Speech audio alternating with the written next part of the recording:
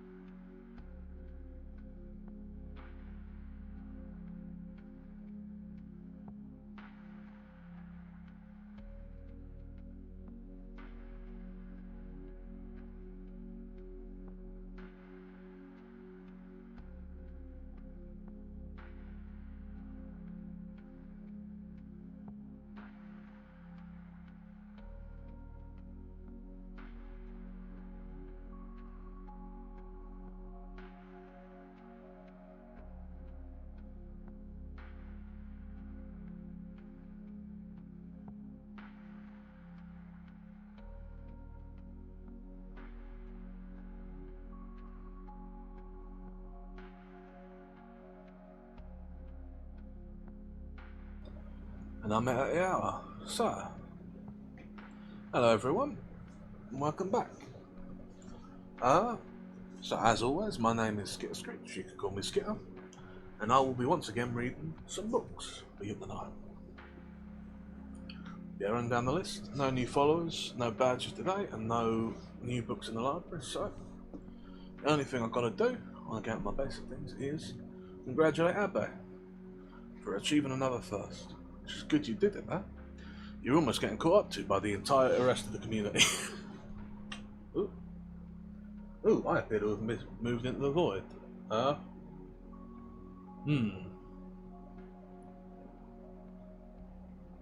don't know why I'm in the void. Strange. Oh, I'm back.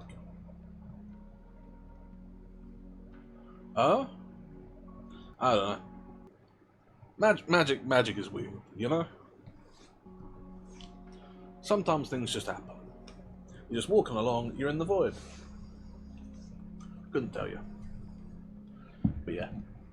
I mean, I'm back now, so it's probably not a big deal. And if it is, well, let's just say it's not. Let's just assume that it's fine and it won't happen again. Because otherwise, you go mad. Because I do not have any control over my life. So, yeah. So, congratulations again, Abbe. 21 this time. But you got to be careful. 3 more, and the rest of the community will catch up to you. Right now, you're standing proud above everyone else combined.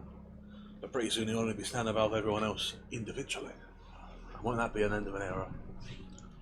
But yeah, so, what are we doing today other than maybe going into the void occasionally? Well, today we will be reading The Turn of the Screw, which I'm told is a very significant and big and important ghost story.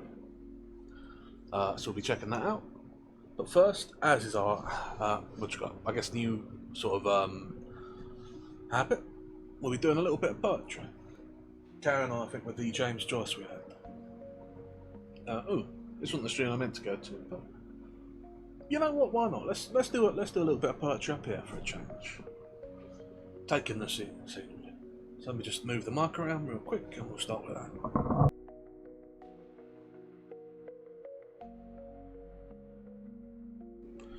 And there we go.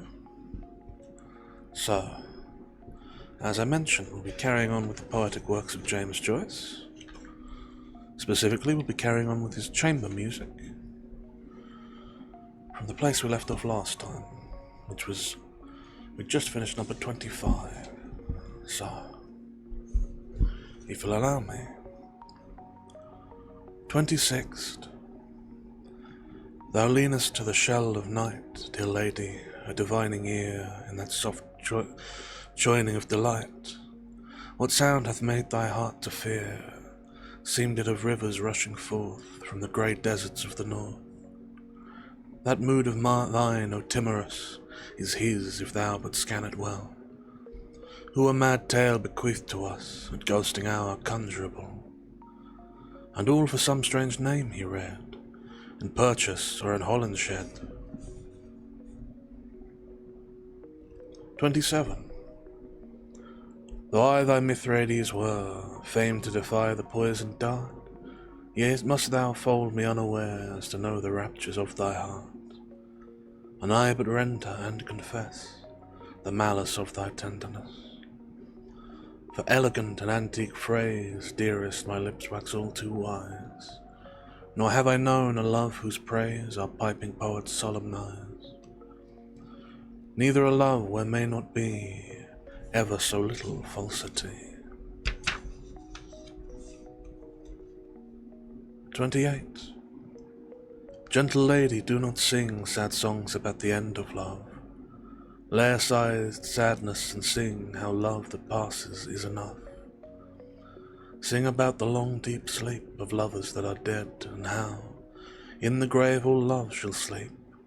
Love is a weary now. 29. Dear heart, why will you use me so? Dear eyes that gently me upbraid. Still are you beautiful, but oh, how is your beauty raimented? Through the clear mirror of your eyes, through the soft cry of kiss to kiss, desolate winds assail with cries the shadowy garden where love is. And soon shall love dissolved be, when over us the wild winds blow, But you, dear love, too dear to me, alas, why will you use me so? 30. Love came to us in time gone by, when one at twilight shyly played, and one in fear was standing nigh, for love at first is all afraid. We were grave lovers, love is past, that had his sweet hours many a one. Welcome to us now at the last, the ways that we shall go upon. 31. Oh, it was out by uncannily, when the blat flew from tree to tree. My love and I did walk together, and sweet were the words she said to me. Along with us the summer wind went murmuring, oh, happily, but softer than the breath of summer was the kiss she gave to me. 32. Rain has fallen all the day, oh, come among the laden trees. The leaves lie thick upon the way of memories. Staying a little by the way of memories shall we depart. Come, my beloved, where I may speak to your heart. 33. Now, oh now, in this brown land, where love did so sweet music make, we two shall wander hand in hand, forbearing for old friendship's sake. Nor grieve because our love was gay, which now is ended in this way. A rogue in red and yellow dress is knocking at the tree, and all around our loneliness the wind is whistling merrily. The leaves, they do not sigh at all, when the year takes them in the fall. Now, oh now we hear no more the villanelle and roundelay, yet will we kiss, sweetheart, before we take sad leave at close of day. Grieve not, sweetheart, for anything, the year is gathering.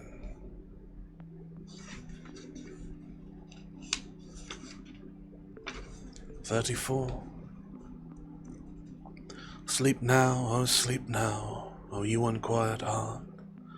A voice crying sleep now is heard in my heart. The voice of the winter is heard at the door.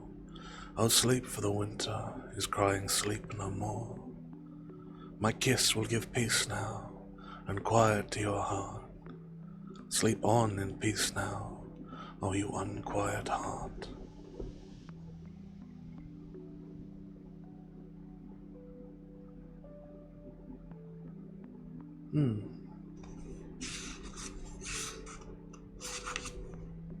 This one is labelled 33 as well, but I suspect that is a misprint because it should be 35. But 33 that should be 35.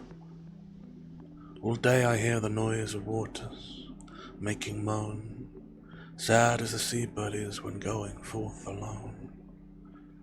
He hears the winds cry to the waters, monotone. The grey winds, the cold winds are blowing where I go. I hear the noise of many waters far below. All day, all night I hear them flowing to and fro. 36. I hear an army charging upon the land, and the thunder of horses plunging foam about their knees. Arrogant in black armour behind them stand, disdaining the reins with fluttering whips, the charioteers. They cry unto the night their battle name. I moan in sleep when I hear after their whirling laughter. They cleave the gloom of dreams to a blinding flame, clanging, challenging upon the hearts upon the anvil. They come shaking in triumph their long green hair. They come out of the sea and run shouting by the shore. My heart, have you no wisdom thus to despair? My love, my love, my love, why have you left me alone?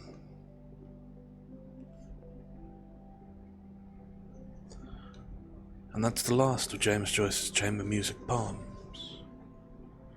They're not the last of the poems of his that we have. But it is time to end them now and begin with our story in truth, so I do hope you have enjoyed them. I don't know if we'll continue on with him or with another tomorrow. But time will tell, eh? Time will tell. But now, before we begin, let me move back to the proper form of microphone, shall I?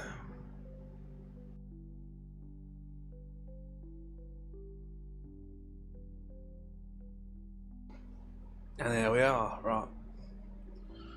Oh, I do like Joyce. He's got a good sound and flow to him. He's a very solid writer. But, what are we doing now?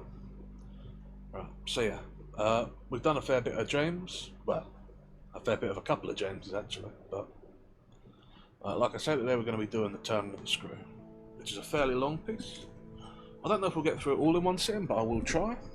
It is about 4 times as long as some of the other ones of his we've done, so we'll see.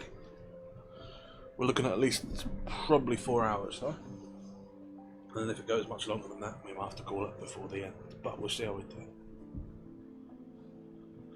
But yeah, as always, if at any point it should be that you fail to hear something that I have said, either because of my own poor diction or pronunciation, because there's been some sort of technical issue, or just because you had some accident in the air, let me know. I'm happy to go back over things. If you have comments, thoughts, questions, any of that, I'm always happy to have a word. I think it's broken down into chapters, so I'll probably be pausing after each one and do a little bit of chatting. So if you've got a long question, we'll do it then. And if you just have a question that can be done in a word or two, we'll do it as we go. But other than that, without any further ado, if you are sitting comfortably, I shall begin. The Turn of the Screw. Prologue. The story had held us round the fire sufficiently breathless, but except the obvious remark that it were gruesome as on Christmas Eve in an old house a strange tale should essentially be, I remembered no comment uttered till somebody happened to know it was the only case he had met in which such a visitation had fallen on a child. The case, I may mention, was that of an apparition in just such an old house as had gathered us for the occasion, an appearance of a dreadful kind, to a little boy sleeping in the room with his mother, and waking her up in the terror of it, waking her not to dissipate his bread and soothe him to sleep again, but to encounter also herself, before she had succeeded in doing so, the same sight that had shocked him. It was this observation that drew from Douglas, not immediately, but later in the evening, a reply and the interesting consequence to which I call attention. Someone else told a story, not particularly effective, which I sorry we're not following. This I took for a sign that he had himself something to produce, and we should only have to wait. We waited, in fact, till 2 nights later. That same evening, before we scattered, he brought on what was in his mind. He quite agreed in regards to Griffin's ghost, or whatever it was. It appeared at first a little boy at so tender an age adds a particular touch. But it is not the first occurrence of its charming kind that I know to have been concerned with a child. If the child gives the effect another turn of the screw, why do you say the 2 children? We say, of course, somebody exclaimed, the 2 children give 2 turns, also that we want to hear about them. I can see Douglas there before the fire, to which he had got up to present his back, looking down at his converser with his hands in his pockets. Nobody but me till now has ever heard. It's quite too audible. This was naturally declared by several voices to give the thing the utmost price. Our friend were quite hard. Hey, Naska. You're just in time. We're just beginning now the Turn of the Screw. We're doing a little introductory prologue. We haven't got into the meat of the story yet. Yeah, welcome in. Appreciate you being there. And our friend, with quiet heart, prepared his triumph by turning his eyes over the rest of us and going on, "It's beyond everything. Nothing at all, no touches it." The sheer terror, I remember asking. Just on account. He seemed to say it wasn't so simple as that. Be really at a loss how to qualify it.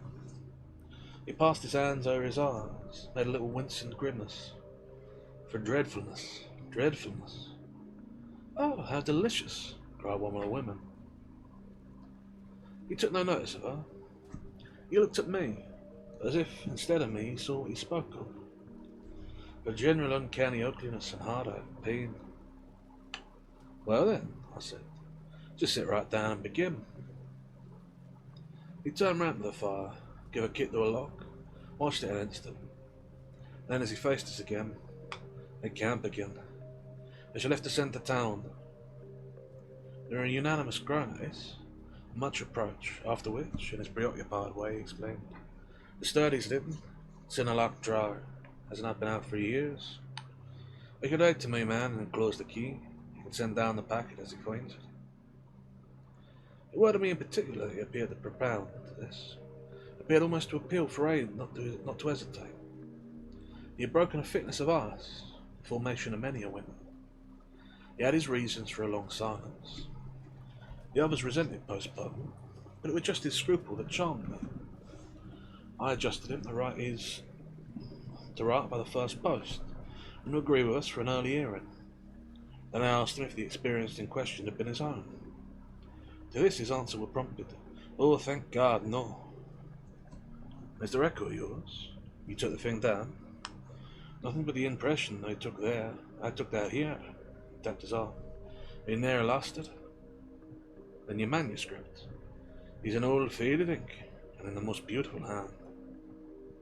Young fire again. A woman's. She has been dead these 20 years. She sent me the pages in question afore she died. They was all listening now, and of course there was somebody to be harsh, or at any rate, to draw the inference. But if you put the inference bar without a smile, it were also without irritation. She were the most charming person, but she were 10 years older than I. She were my sister's governess, he quietly said. She were the most agreeable woman I ever known in her position. She would have been worthy of any whatever. It were long ago. This episode were long before. I heard at Trinity, and I found her at home on my coming down the second summer. I were much there that year. She were a beautiful one, and we had, in our off hours, some strolls and talks in the garden. Talks in which she struck me as awfully clear and nice. Oh yes, don't grin. I liked her extremely, and I'm glad to this day to think she liked me too. If she hadn't, she wouldn't have told me. She'd ne'er told anyone. Trying simply that she said so, but that I knew she had. It was sure. Could see. You'll easily judge why when you hear it. Because the thing had been such a scare. He continued to fix me. You'll easily judge, he repeated. You will. I fixed him too. I see. She were in love. He laughed for the first time. You are cute. Yes, she were in love. That is, she had been. That came out. She couldn't tell her story without its coming out. I saw it, she saw it. She saw I saw it. But neither of us spoke of it. I remember the time and the place. The corner of the lawn, the shade of the great beeches, on the long hot summer afternoon. And weren't a scene for a shudder, but oh. He quitted the fire and dropped back into his chair. You received the packet Thursday morning? I said. Probably not till the second post. Well then, off to dinner. You'll all meet me here. He looked us round again. Ain't anybody going? They're almost a turn about. Everybody will stay. I will, and I will, cried the ladies, whose departure had been fixed. Mrs. Griffin, however, expressed the need for a little more light. Who was it she was in love with? The story would tell. The story would tell. I took upon myself to reply. Oh, I can't wait for the story. The story won't tell, said Douglas. Not in any literal, vulgar way. More's a pity one. That's the only way I ever understand. What'd you tell Douglas? Somebody else inquired. He sprang to his feet again. Yes, tomorrow. But I must go to bed. Good night. And, quickly catching up a candlestick, he left us, slightly bewildered. From our end of the great brown hall, we heard his step on the stair, whereupon Mrs. Griffin spoke. Well, But I don't know who she was in love with. I know who he was. She was 10 years older, said her husband. Raison de plus at that age. It's rather nice, this long reticence. 40 years, Brown put in. But this outbreak at last. The outbreak, I return, will make a tremendous occasion a Thursday night. And everyone so agreed with me, in the light of it we lost all attention for everything else. The last story, however, incomplete, and like the mere openings of a serial, had been told. We handshook, and candle stuck, as somebody said, and went to bed. I knew the next day that a letter containing the key's ad of the first post gone off to his London apartments. But in spite of, or perhaps just on account of, the eventual diffusion of this knowledge, we quite let him alone till after dinner. Till such an hour of the evening, in fact, as he might best accord with a kind of emotion on which our which our hopes was fixed. Then he became as communicative as we could have desired, and indeed gave us his best reason for being so. We had it from him again before the fire in the hall, as we had had our mild wonders of the previous night.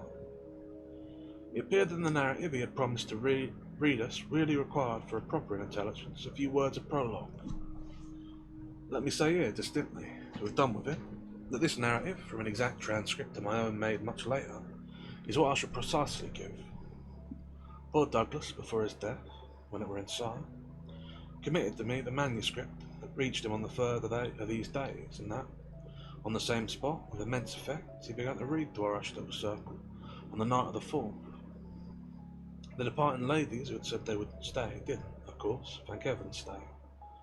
They departed in conquest of arrangement made, in a rage of curiosity, as they professed, produced by the touches with which he had already worked us up.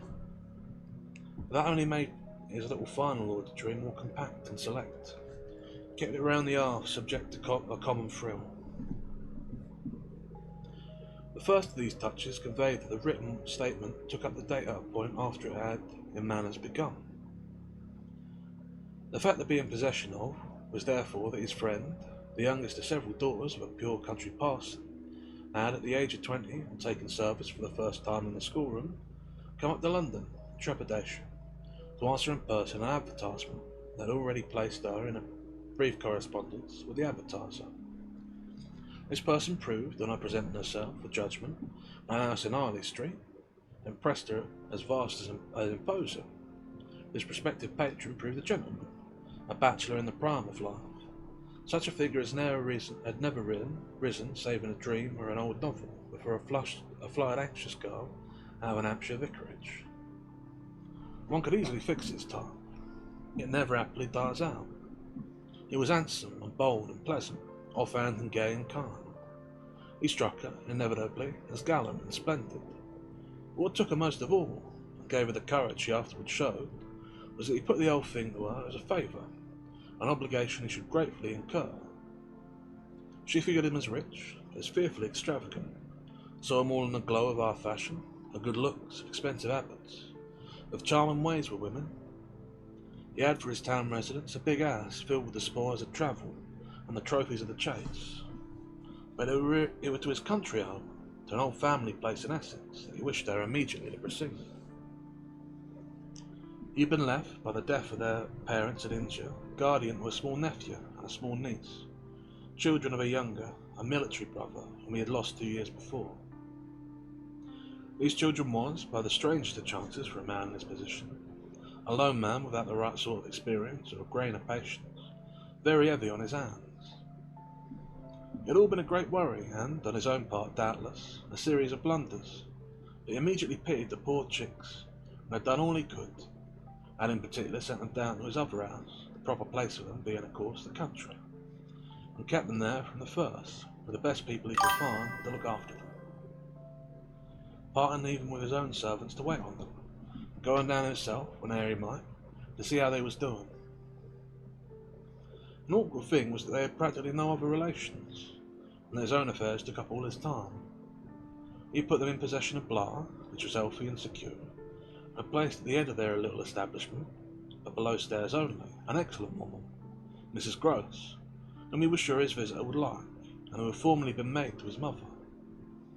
She was our housekeeper, and was also acting from time as superintendent of the little girl, of whom, without children of her own, she was by good luck extremely fond. There were plenty of people to help, but of course the young lady who should go down as governess would be in supreme authority. She would also have, in holidays, to look after the small boy, who had been for a term at school. Young as he was to be sent, what else could be done? And who, as the holidays were about to begin, would be back from one day to the other. There had been for the two children at first a young lady, whom they had had the misfortune to lose. She had done for them quite beautifully. She was a most respectable person, till her death, the great awkwardness of which had, precisely, left no alternatives but the school for little Miles. Mrs. Groves, since then, in the way of manners and things, had done as she could for Flora, and there were further a cook, an housemaid, a dairywoman, an old pony, an old groom, and an old gardener, all likewise thoroughly respectable. So far had Douglas presented his picture when someone put a question. What did the former governess die of? With so much respectability? Our friend's answer was prompt. That would come out. They don't anticipate. Pardon me, I thought that's just what you was doing. That's what you was doing, yeah. In a successor's place, I suggested, I should have wished to learn if the office brought with it necessary danger of life. Douglas completed my thought. She did wish to learn, and she did learn. You shall hear tomorrow what she learned. Meanwhile, of course, the prospect struck her as slightly grim. She were young, untried, nervous, in provision of serious duties in little company, a really great loneliness. She hesitated, took a couple of days to consult and consider, but the salary offered much exceeded her modest measure. On a second interview, she faced the music. She engaged. And Douglas, with this, made a pause that, for the benefit of the company, moved me to throw in, the moral of which were, of course, the seduction exercised by the splendid young man. She succumbed to it. He got up, and, as he had done the night before, went to the fire, gave a stir to a log with his foot, and then stood a moment with his back to us. She saw him only twice. Yes, that's just the beauty of her passion. A little to my surprise, on this Douglas turned round to me. It were the beauty of it. There was others, he went on, who hadn't succumbed. He told her frankly all his difficulty, and for several applications the conditions had been prohibitive. They were somehow simply afraid. That sounded dull, it sounded strange, and all the more so because his main condition, which were, that she should ne'er trouble him, but ne'er, neither appeal nor complain nor write about anything, only meet all questions herself, receive all monies from his solicitor, take the whole thing over and let him alone. She promised to do this, and she mentioned to me that when for a moment, disburdened, delighted, he held her hand, thanking her for the sacrifice, she already felt rewarded. Was that all her reward? Was that all her reward? One of the ladies asked. She never saw him again. Oh, said the lady, which, as our friend immediately again left us, was the only other word of importance contributed to the subject, till the next night, by the corner of the hearth, in the best chair, he opened the faded red cover of a thin, old-fashioned, gilt-edged album. The old thing took, indeed, more nights than one. On the first occasion, the same lady put in another question. What's your title? I haven't one. Oh, I have, I said. But Douglas, without heeding me, had begun to read with his fine clearness, though like a rendering to the ear of the beauty of his author's hand. And that's the end of the prologue. I'll have my swallow of water now.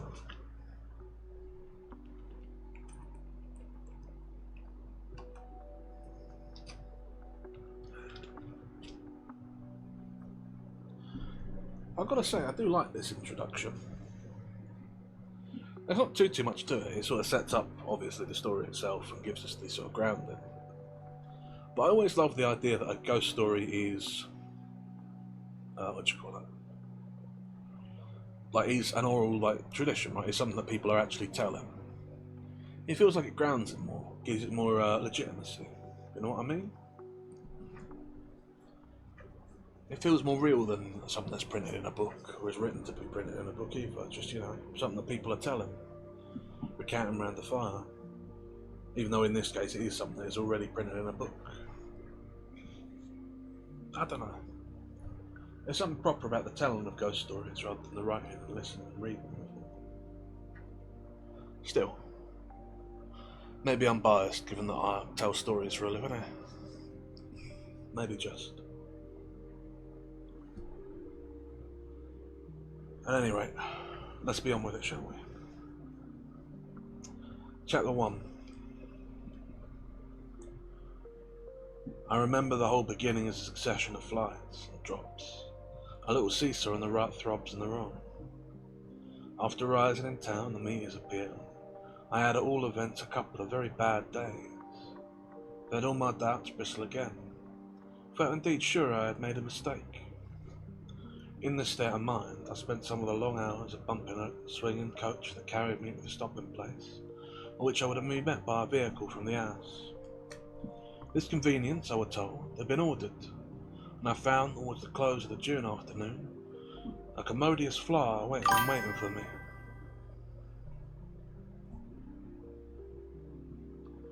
Pardon me a moment.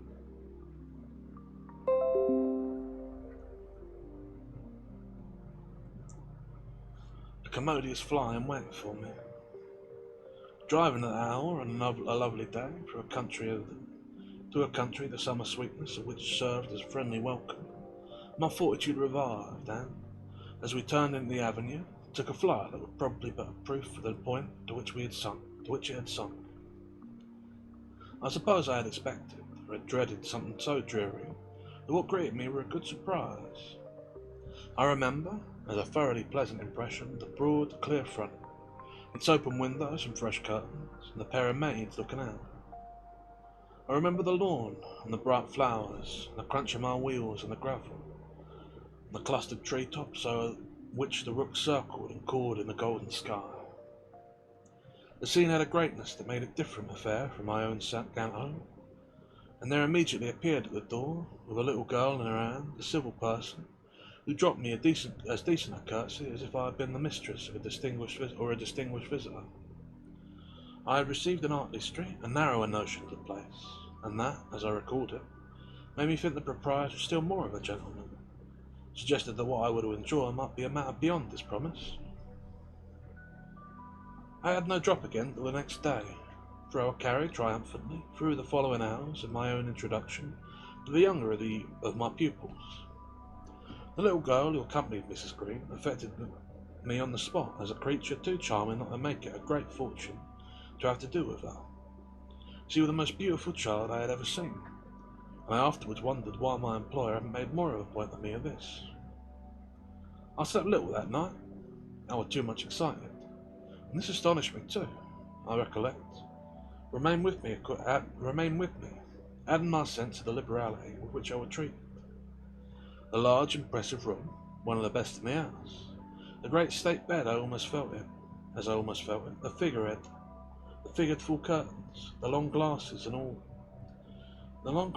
which, for the first time, I could see myself from head to foot, all struck me like the wonderful appeal of my small charge.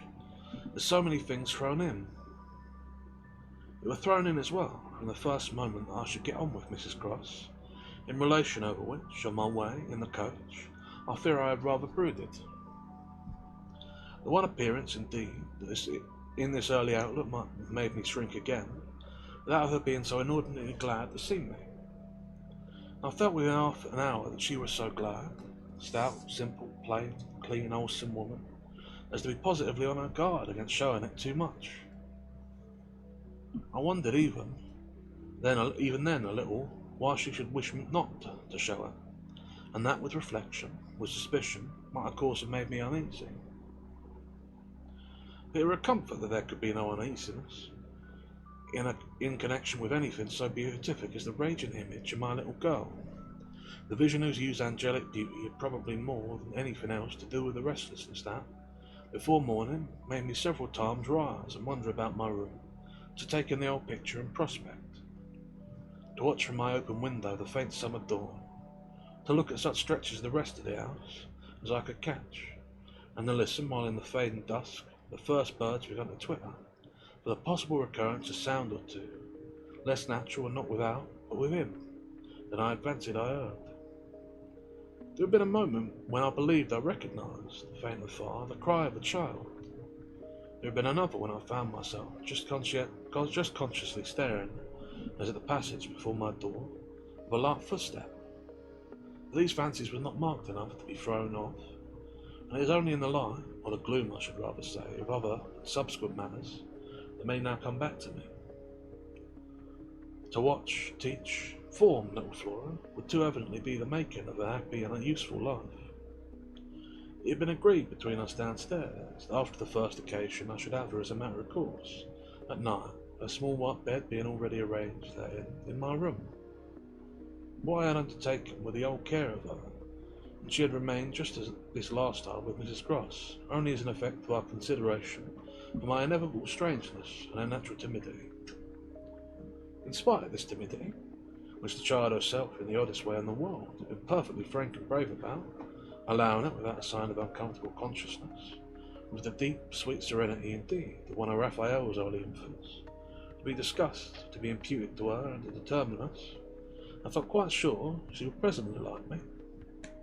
But part of what I already liked Miss Gross herself for, the pleasure I could see her feel in my admiration, and wonder as I sat at supper, with 4 tall candles, and with my pupil, in an armchair and a bib, brightly facing me between them over bread and milk. There were naturally things that in Flora's presence could pass between us only as prodigious and gratified looks, obscuring roundabout allusions. And the little boy, does he look like her? Is he too so very remarkable? One wouldn't, it were already conveyed between us, too grossly flatter a child. Oh, miss, most remarkable, if you think well of this one. And she stood there with a plate in her hand, beaming at our companion, who looked from one of us to the other with a placid, heavenly eyes that contained nothing to check us. Yes, if I do, you will be carried away by the little gentleman. Well, that, I think, is what I came for, to be carried away. I'm afraid, however, I remember feeling the impulse to act, I'm rather easily carried away. I was carried away in London. I can still see Mrs. Gross's broad face as she took it as in Hartley Street. Well, miss, you're not the first, and you shan't be the last. Oh, I've no pretensions, I could laugh, to being the only one. My other pupil, at any rate, as I understood, comes back tomorrow? Not tomorrow, Friday, miss. He arrives as you did by the coach, under care of the guard, and is to be met by the same carriage. I forthwith went to know if the proper, as well as the pleasant and friendly thing would therefore to be on the arrival of the public conveyance, I should await him with his little sister. A proposition to which Mrs. Gross assented so heartily, I somehow took her manner as a kind of comfort and pledge, never falsified, thank heaven. We should on every question be quite at one. Oh, she were glad I were there. What I felt the next day were, I suppose, nothing that could fairly be called a reaction from the cheer of my arrival. It was probably at the most only a slight oppression produced by a fuller measure of scale, as I walked round them, gazed up them, took them in, with my new circumstances. They had, as it were, an extent and mass for which I had not been prepared, and in the present of which I found myself freshly a little scared, not less than a little proud. Regular lesson in this agitation certainly suffered some wrong.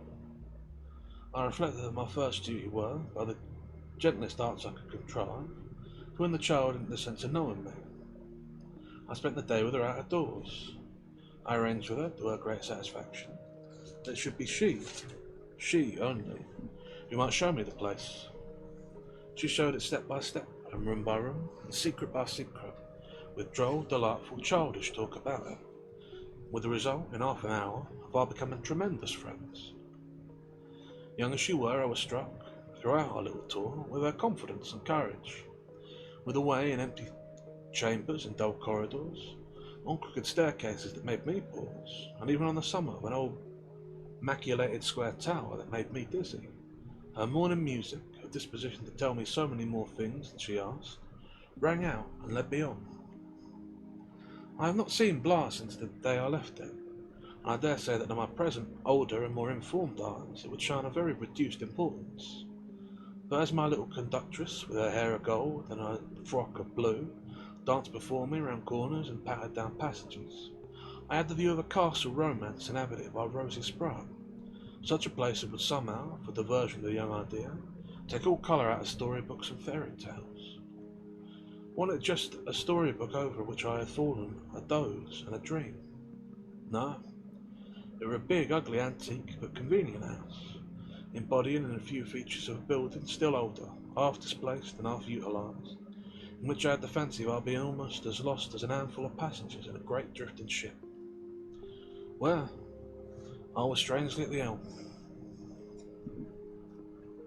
That's the end of chapter 1.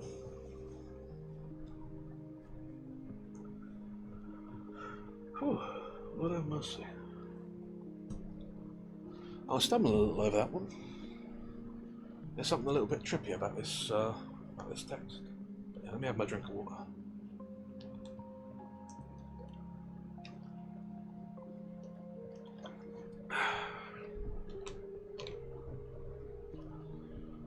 And so we have the disconcerting sense of a place that is too eager to have you. That's a surprising one.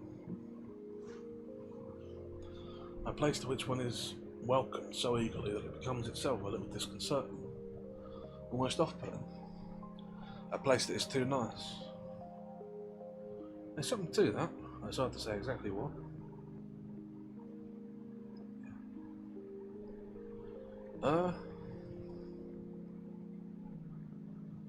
Yeah, what else is there to say on the matter?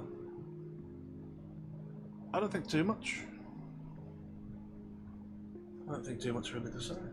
It manages to convey its own points pretty well, so let's press on, shall we?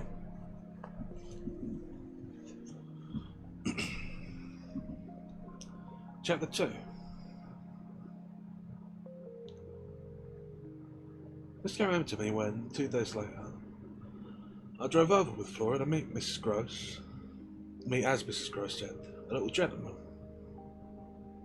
And all the more for an instant that, presenting itself on the second evening, it deeply disconcerted me. The first day had been, on the whole, as I have expressed, reassuring. But to see it wind up with a change of note. The post-bag that evening, it come late, contained a letter for me which, however, in the hand of my employer, I found to be composed of but a few words enclosing another, addressed to himself, with a seal still unbroken. This I recognise as from the headmaster, and the headmaster's an awful old bore. Read him, please, deal with him, but mind you don't report, not a word, I'm off. I broke the seal with a great effort, the seal one that I were so great a one that I were a long time coming to it. Took the unopened missive at last up to my room, and only attacked it just before going to bed. I had better have let it wait till morning, for it gave me a second sleepless night. But no counsel to take, the next day I was full of distress. It finally got so the better of me that I determined to open myself at least to Mrs. Gross. What does it mean? A child's dismissed his school? She gave me a look that I remarked at the moment, then visibly, with all quick blankness, seemed to try and take it back. But how'd they, sent home, yes, but only for the holidays. Miles may never go back at all. Consciously, under my attention, she read, they won't take him. They absolutely decline. At this she raised her eyes, which she had turned from me. I saw them fill with good tears. What has he done? I cast about then. No, I cast about, I said. Then I judged best simply to hand her my document, which, however, had the effect of making her, without taking it, simply put her hand behind her. She shook her head sadly. Such things are not for me, miss. My counsellor couldn't read. I winced at my mistake, which I attenuated as I could. I opened the letter again to repeat it to her. Then, faltering in the act and folding it up once more, I put it back in my pocket. Is it really bad? Is it really bad? The tears were still in her eyes. Did the gentleman say so? They went into no particulars. They simply expressed their regret that it should be impossible to keep him. That can have but one meaning. Mrs. Gross listened with dumb emotion. She forgot to ask me what this meaning might be, so that presently, put the thing with some coherence, with the mere aid of her presence in my own mind, I went on. That he's an injury to the others. At this, with one of the quick turns of the simple folk, she suddenly flamed up. Master Moyles? Him an injury? There was such a flood of good faith in her that I thought I had not yet seen the child, that though I had not yet seen the child, my very fears made me jump with the absurdity of the idea. I found myself to meet my friend the better, offering it on the spot sarcastically. His poor little innocent mates. It's too dreadful, cried Mrs. Gross, to say such cruel things. Are you scarce 10 years old? Yes, it would be incredible. She were evidently grateful for such a profession. See him, miss, first, then believe it. I felt forthwith a new impatience to see him. It was the beginning of a curiosity that, all the next hour, would have deepened almost to pain. Mrs. Gross were aware I could judge of what she had produced in me, and she followed up with assurance. You might as well believe it of the little lady, bless her, she added the next moment. Look at her. I turned and saw that Flora, whom 10 minutes before I had established in the schoolroom with a sheet of white paper, a pencil, and a copy of Nice Round O's, now presented herself to view the open door. She expressed in her little way an extraordinary detachment from disagreeable duties, looking at me, however, with great childish light that seemed to offer it as a mere result of the affection she had conceived for my person, which had rendered necessary that she should follow me.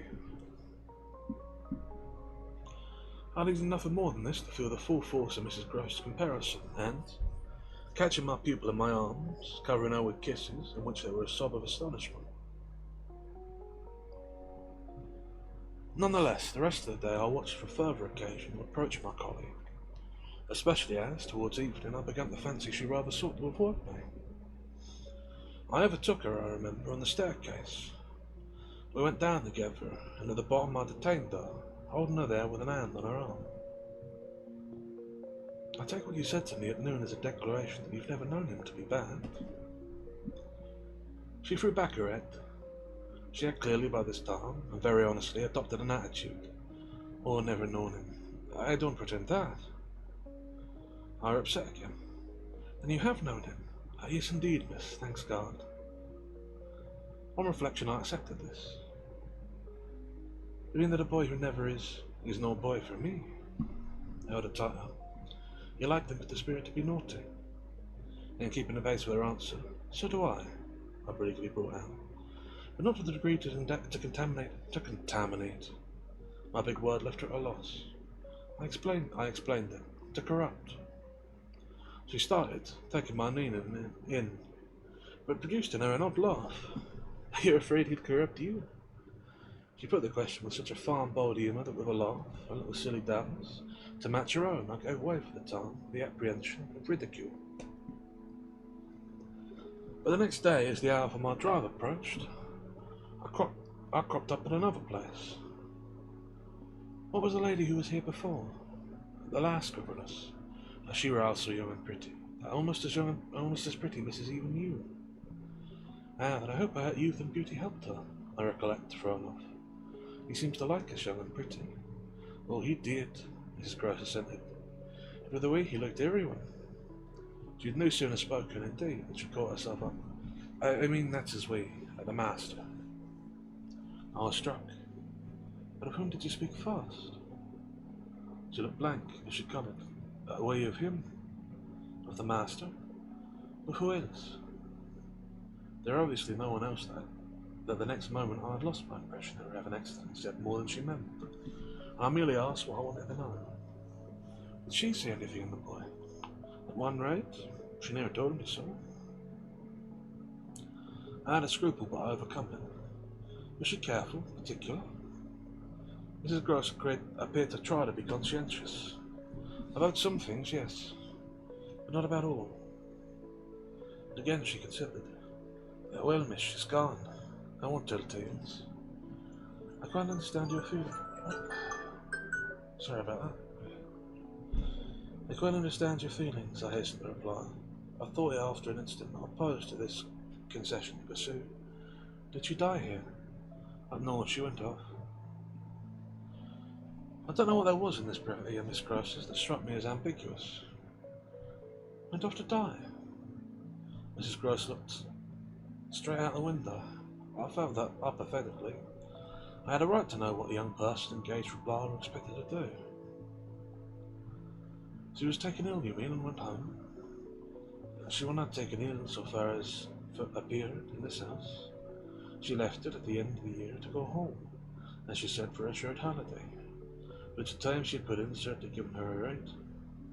He had then a young woman, a nursemaid, who had stayed on, was a good girl and clever, and she took the children out together for the interval. But the young lady never come back. At the very moment I was expecting her, I heard from the master she was dead. I turned this over. But of what? He never told me. But please, miss, said Miss Gross, I must get to my work. And that's the end of chapter 2, and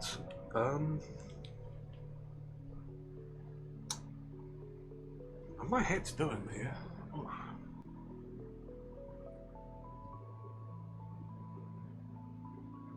Yeah, I'm not. Ugh. I'm not feeling this. I don't know why. I don't think the story is bad. Let me be clear. This isn't like I think I'm having an off day here. I was damn, that's annoying. I was planning to go for quite a while tonight, but I feel really thick and stupid after reading this, and I already feel like I'm struggling with parts of it, and I feel like if I keep going on, I'm going to do worse. That's annoying. Ugh. Right, well, let's have a drink of water and do a little bit more, a little bit of commentary then.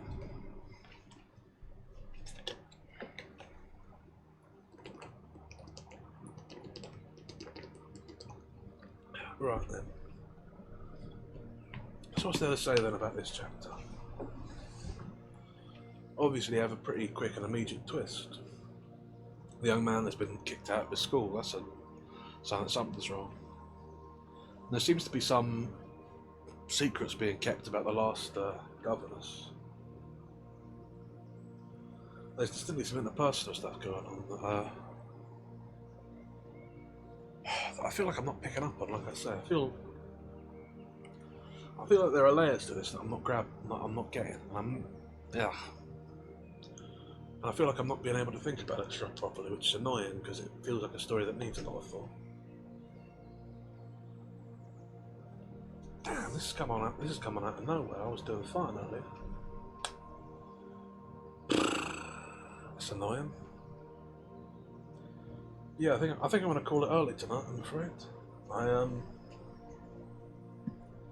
Yeah, my head's not on straight. I'm not sure. I think it might just be the heat. It's been rough today. I haven't been burning more of the bloody oil, and it's gotten to me a bit. But I thought I was all right. Maybe not. You're very welcome, Naska. Sorry to call it so early. I do thank you, everyone, for stopping by.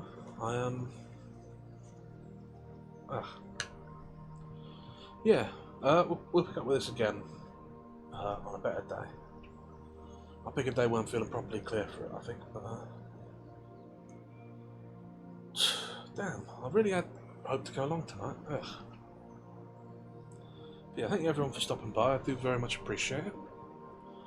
I hope you've enjoyed what we have had, and I hope you have a lovely rest of your day until, of course, the next time there's a stream. As is always the case. I don't think I'm going to read out tonight. I'm not feeling up to it. But yeah, thank you for stopping by, and as always, so do I. But thank you kindly, Naska. But yeah, as always, ta-ra.